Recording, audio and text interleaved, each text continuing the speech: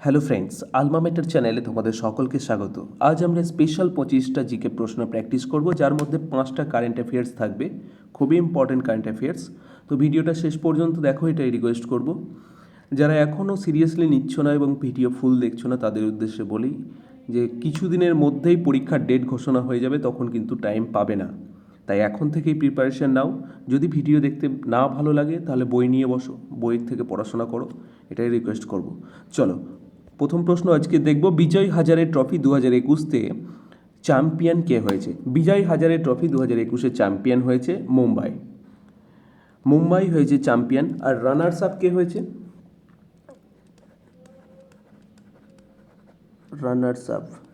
Runners up হয়েছে UP. UP তাহলে হয়ে গেল রানার্স আপ, আর মুম্বাই হয়ে গেল চ্যাম্পিয়ন বিজয় হাজারে ট্রফি 2021-এ। এবার সম্প্রতি মওদুদ আহমেদের মৃত্যু হয়েছে, বিখ্যাত পলিটিশিয়ান তিনি। মওদুদ আহমেদ রিসেন্টলি মারা গেছেন। তিনি পূর্বে কোন দেশের প্রধানমন্ত্রী ছিলেন? খুবই ভালো প্রশ্ন। প্রথম এটার উত্তর হয়ে যাবে বাংলাদেশ। বাংলাদেশের পূর্বে প্রধানমন্ত্রী ছিলেন মওদুদ আহমেদ। ঠিক, মওদুদ আহমেদ তাহলে কোন দেশের প্রধানমন্ত্রী?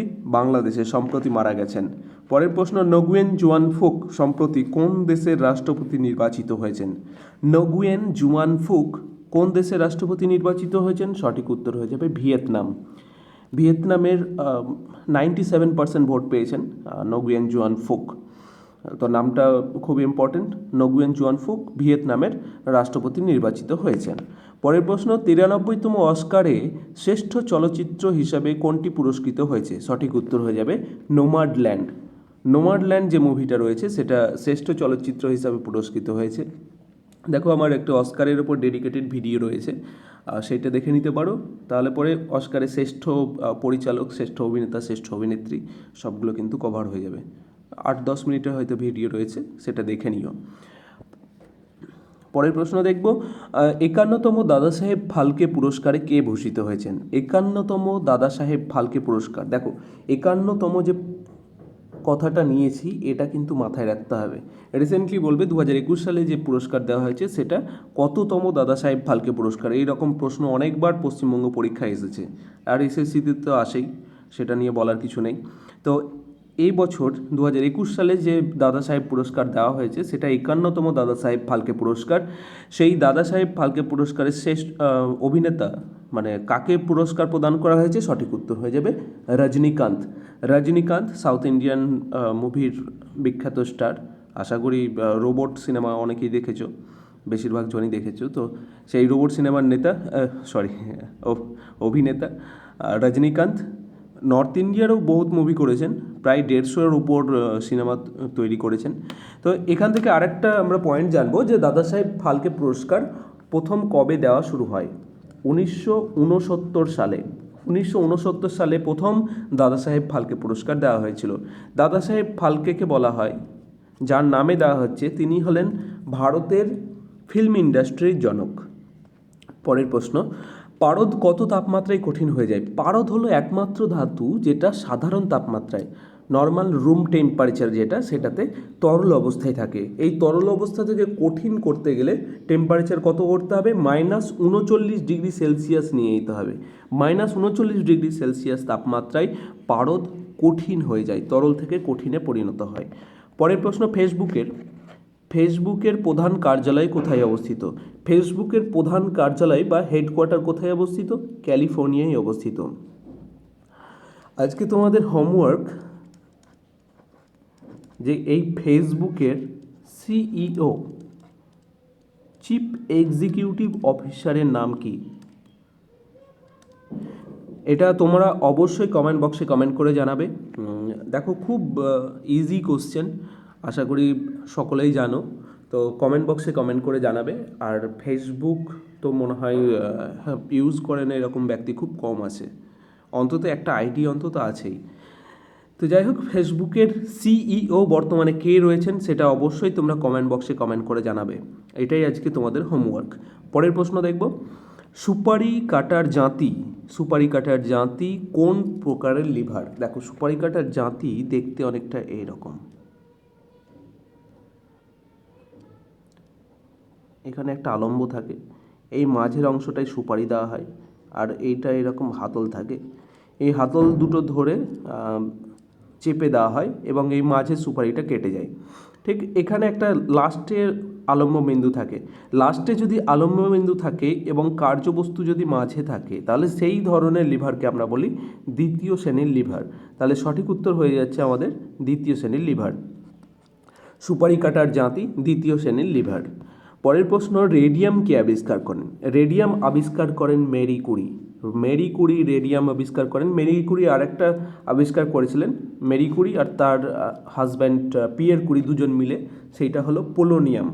পোলোনিয়াম আবিষ্কার করেন মেরি কুরি এবং তার হাজব্যান্ড পিয়ের কুরি, আর রেডিয়াম আবিষ্কার করেন মেরি কুরি।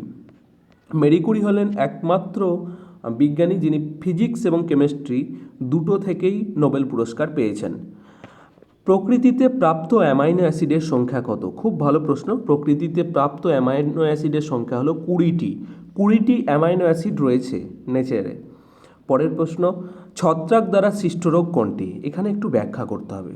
প্রথম অপশান যেটা রয়েছে পোলিও। পোলিও হলো ভাইরাস ঘটিত রোগ হলো পোলিও। পোলিও ভাইরাস বলি। এবার পরেরটা হলো ম্যালেরিয়া। ম্যালেরিয়া হলো প্রোটোজোয়া।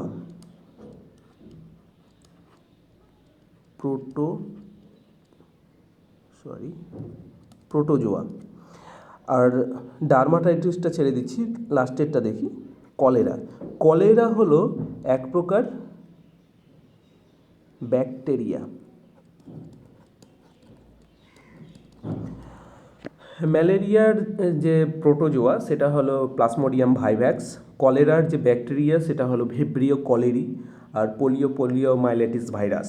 এবার ডার্মাটাইটিস যে অপশানটা থাকছে, অপশান গ, এটাই হবে সঠিক উত্তর। দেখো, ডার্মাটাইটিস হলো ত্বকের রোগ। ত্বকে যে রোগগুলো হয় সেগুলো মেনলি ছত্রাক দ্বারা সৃষ্ট হয়। যেমন রিংওয়ার্ম যেটাকে বলি আমরা, দাঁত বলি, দেখবে এইরকম গোল গোল গোল গোল গোটা একটা অঞ্চল জুড়ে, হাতে পায়ে কিংবা যেখানেই গলাতে অনেকের হয়, তো এই গোল গোল অংশগুলো থাকে। সব থেকে বাজে আমার মতে এই ডার্মাটাইটিস যতগুলো রোগ রয়েছে ত্বকের রোগ, তার মধ্যে এই রিংওয়ার্ম বা দাঁত যেটা সব থেকে ফালতু। মানে ধরো তোমার বিছানায় এসে কেউ বসলো, এই দাঁত হয়েছে এরকম ব্যক্তি, এবং তার বসার পর তুমি যদি সেখানে গিয়ে বসো তাহলে পরে তোমারও হয়ে যাবে। এতটাই বাজে এই দাঁত রোগটা। দাঁত, হাজা চুলকানি, এগুলো সবই ডার্মাটাইটিস রোগের মধ্যে পড়ে। তো এইটা হলো ছত্রাক ঘটিত রোগ। আর বাকি পোলিও তো বললাম ভাইরাস ঘটিত, পোলিও মাইলেটিস ভাইরাস।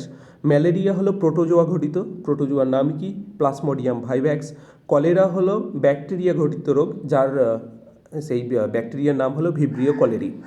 পরের প্রশ্ন দেখব, তিমি মাছের প্রধান শ্বাস অঙ্গ কোনটি? তিমি মাছের শ্বাস অঙ্গ হলো ফুসফুস। দেখো, প্রথমে তিমি মাছ কিন্তু স্থলে বসবাস করতো এবং তিমি মাছ হলো স্তন্যপায়ী প্রাণী। স্থলে বসবাস করতেও কিন্তু খাবারের অভাবের জন্য জলে যেতে বাধ্য হয়েছে এবং জলের সাথে মোটামুটি মানিয়ে নিয়েছে। তিমি মাছ কোনো প্রকার মাছ নয়। তো মাছ হলে পরে ফুলকা থাকতো, যেহেতু এটা একটা স্তন্যপায়ী প্রাণী তাই এর মধ্যে ফুলকা নেই, ফুসফুস রয়েছে। ঠিক, চলো পরের প্রশ্ন দেখব। এলসিডি এর পুরো নাম কি? এলসিডি এর ফুল ফর্ম কি? সঠিক উত্তর হয়ে যাবে liquid crystal display. Liquid crystal display, এইটা তো কম বেশি সব পরীক্ষাতেই রিপিট হয়ে গেছে বিভিন্নবার। এলসিডির full form liquid crystal display. কোনটির স্থিতিস্থাপকতা সব থেকে বেশি? স্থিতিস্থাপকতা বা ইলাস্টিসিটি সব থেকে বেশি কোনটার? সঠিক উত্তর হয়ে যাবে লোহা। দেখো এখানে অপশান রয়েছে লোহা, তামা, রাবার আর পলিথিন। সঠিক উত্তর হয়ে যাবে লোহা। স্থিতিস্থাপকতা বলতে আমরা কি বুঝি? ধরো একটা রাবারকে যদি টানি তাহলে অনেকটা বড় হয়ে যায়, তারপর আবার ছেড়ে দিলে পরে আগের অবস্থায় ফিরে আসে। এইটাই হলো স্থিতিস্থাপকতা। স্থিতিস্থাপকতার জন্যই পূর্বের অবস্থায় ফিরে আসে। এবার বিজ্ঞানের ভাষায় ইলাস্টিক সব থেকে বেশি সেইটা যেটাকে বাঁকাতে অনেক বেশি শক্তির প্রয়োজন হবে। বাঁকাতে সব থেকে বেশি শক্তির প্রয়োজন হবে, সেইটা হলো বেশি স্থিতিস্থাপক। তাহলে পরে রাবার তো অল্প একটু সামান্য টানলে পরেই সেটাকে বড় করে দেওয়া যায়, তাহলে পরে সেটা কম স্থিতিস্থাপক। আর লোহাকে বাঁকাতে অনেক বেশি শক্তির প্রয়োজন, তাহলে লোহা সব থেকে বেশি স্থিতিস্থাপক। এই চারটে অপশানের মধ্যে। পরের প্রশ্ন হলো, কোন রশ্মিটি সবচেয়ে বেশি বিপজ্জনক? সব থেকে ক্ষতি কোন রশ্মিটা করতে পারে? আলফা, বিটা, গামা আর রঞ্জন রশ্মি, রঞ্জন রশ্মি মানে হলো এক্স রশ্মি। সঠিক উত্তর হয়ে যাবে গামা রশ্মি। গামা রশ্মি সব থেকে বেশি বিপজ্জনক। দেখো আলফা, বিটা আর গামা এই তিনটে হলো তেজস্ক্রিয় রশ্মি, এর মধ্যে গামা রশ্মি সব থেকে বেশি বিপজ্জনক। কোন পঞ্চবার্ষিকী পরিকল্পনা মহালানবিশ প্রশান্তচন্দ্র মহালানবিশের নাম অনুযায়ী মহালানবিশ পরিকল্পনা নামে পরিচিত? সঠিক উত্তর হয়ে যাবে দ্বিতীয় পঞ্চবার্ষিকী পরিকল্পনা। এবার প্রথম পঞ্চবার্ষিকী পরিকল্পনা যেটা, সেটা কি নামে পরিচিত ছিল? হ্যারড ডুমার মডেল। হ্যারড ডুমার মডেল নামে প্রথম পঞ্চবার্ষিকী পরিকল্পনা পরিচিত ছিল, আর দ্বিতীয়টা প্রশান্তচন্দ্র মহালানবিশ মডেল নামে পরিচিত ছিল। পরের প্রশ্ন দেখব, রূপনারায়ণ কোন দুটি নদীর মিলিত জলধারা? সঠিক উত্তর হয়ে যাবে দ্বারকেশ্বর আর শিলাবতী। দ্বারকেশ্বর আর শিলাবতীর মিলিত জলধারা হলো রূপনারায়ণ নদী। এই প্রশ্নটা কিন্তু পশ্চিমবঙ্গের যে সমস্ত পরীক্ষা তার জন্য খুবই ইম্পর্ট্যান্ট। রূপনারায়ণ নদী, দ্বারকেশ্বর ও শিলাবতীর মিলিত জলধারা। ভিডিও কেমন লাগছে একটু কমেন্ট বক্সে কমেন্ট করে জানাবে, আর ভালো লাগলে অবশ্যই লাইক অন্তত একটা করবে। পরের প্রশ্ন দেখব, শাল কোন ধরনের বৃক্ষ? সঠিক উত্তর হয়ে যাবে পর্ণমোচী বৃক্ষ। শীতের সময় পুরো পাতা ঝরে যায়, তাই এটা পর্ণমোচী বৃক্ষ। ইংরেজিতে বলা হয় ডেসিডুয়াস ফরেস্ট বা ডেসিডুয়াস ট্রি বলা হয় শাল বৃক্ষকে। পরের প্রশ্ন দেখব, মহারাষ্ট্রের কৃষ্ণ মৃত্তিকা কি নামে পরিচিত? মহারাষ্ট্রের যে কৃষ্ণ মৃত্তিকা পাওয়া যায়, যাতে কার্পাস সব থেকে বেশি উৎপাদন হয়, সেই কৃষ্ণ মৃত্তিকা কি নামে পরিচিত? রেগুড় নামে পরিচিত। মহারাষ্ট্রের কৃষ্ণ মৃত্তিকা রেগুড় নামে পরিচিত, এতে কার্পাস সব থেকে ভালো উৎপাদিত হয়। ভিতরকণিকা ন্যাশনাল পার্ক কোথায় অবস্থিত? ভিতরকণিকা ন্যাশনাল পার্ক ওড়িশাতে অবস্থিত। ওড়িশা রাজ্যে ভিতরকণিকা ন্যাশনাল পার্ক অবস্থিত। এই ভিতরকণিকা ন্যাশনাল পার্কের মধ্যে অলিভ রিডলে টার্টল, এক ধরনের কচ্ছপ, সেটাকে প্রতিপালন করা হয়। এন্ডেঞ্জার্ড স্পিসিসের মধ্যে রাখা হয়েছে এবং এটা একটা স্পেশাল লাল কালারের টার্টেল বা কচ্ছপ। তো এই অলিভ রিডলে টার্টেলটা আমি বারবার উল্লেখ করি, যখনই এই ন্যাশনাল পার্ক ভিতরকণিকার নাম আসে তখনই উল্লেখ করি, কারণ এইটা থেকে, এই অলিভ রিডলে টার্টেল থেকে রিসেন্ট 2 বছরের মধ্যে অনেকগুলো পরীক্ষায় কোশ্চেন জিজ্ঞেস করা হয়েছে। চলো পরের প্রশ্ন দেখব, পঞ্চায়েতি রাজ কত নম্বর তফসিলে বর্ণিত হয়েছে? পঞ্চায়েতি রাজ 11তম তফসিলে বর্ণিত হয়েছে। দেখো 11 নম্বরে রয়েছে পঞ্চায়েতি রাজ আর 12 নম্বরে রয়েছে মিউনিসিপ্যালিটি। ঠিক, এবার দেখো এই পঞ্চায়েতি রাজ যে 11 নম্বর তফসিলে যুক্ত হলো, এটা কবে যুক্ত হয়েছে? এটা 1992 সালে। 1992 সালে যুক্ত হয়েছে। কততম সংবিধান সংশোধন? 73তম সংবিধান সংশোধন। ঠিক, 1992 সালে 73তম সংবিধান সংশোধনে পঞ্চায়েতি রাজ 11 নম্বর তফসিলে যুক্ত করা হয়েছে। তফসিলকে ইংরেজিতে বলা হয় স্কিডিউল বা শিডিউল।